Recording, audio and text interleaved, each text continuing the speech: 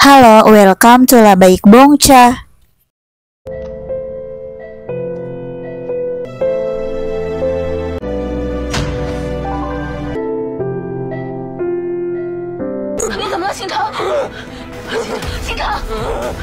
Sen Maning dan Zhuang Xinyang, dua gadis berwajah sama, tidak sengaja bertemu dalam situasi rumit sampai salah satunya meninggal.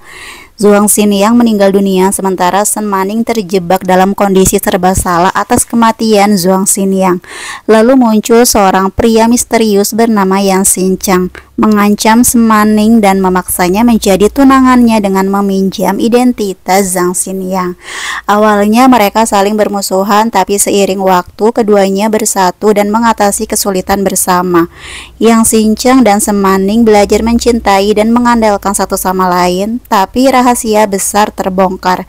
Yang Xinchang menduga bahwa ayah Sen Maning adalah pelaku yang menabrak keluarganya 17 tahun lalu, sehingga dia memilih meninggalkan Sen Maning dan pergi ke laut, padahal dia fobia laut. Hanya butuh sekejap untuk Xinchang berdiri dan melompat ke dalam air.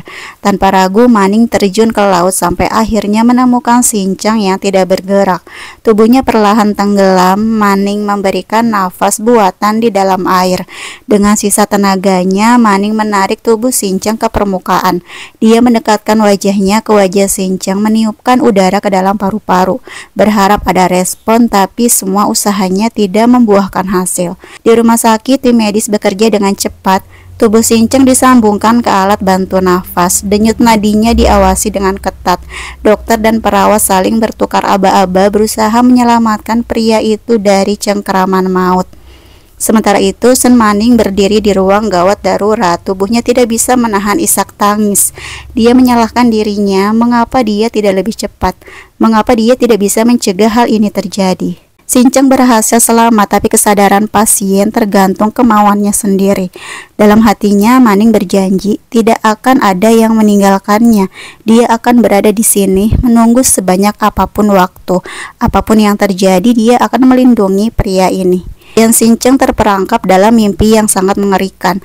Dalam kegelapan, dia melihat bayangan keluarganya satu persatu pergi meninggalkannya sendirian. Tubuh Xinchang mulai berkeringat, nafasnya menjadi tidak teratur. Tiba-tiba dia tersentak bangun, tubuhnya menggeliat keras. Kejang menyerangnya seperti gelombang tidak terkendali, membuat seluruh tubuhnya bergetar hebat. Sen Maning yang setia berjaga langsung merasa panik.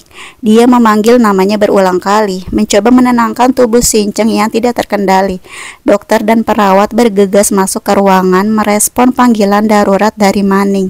Salah satu dokter dengan cepat menyuntikkan obat penenang ke lengan Xinchang, sementara yang lain memeriksa tanda-tanda vitalnya.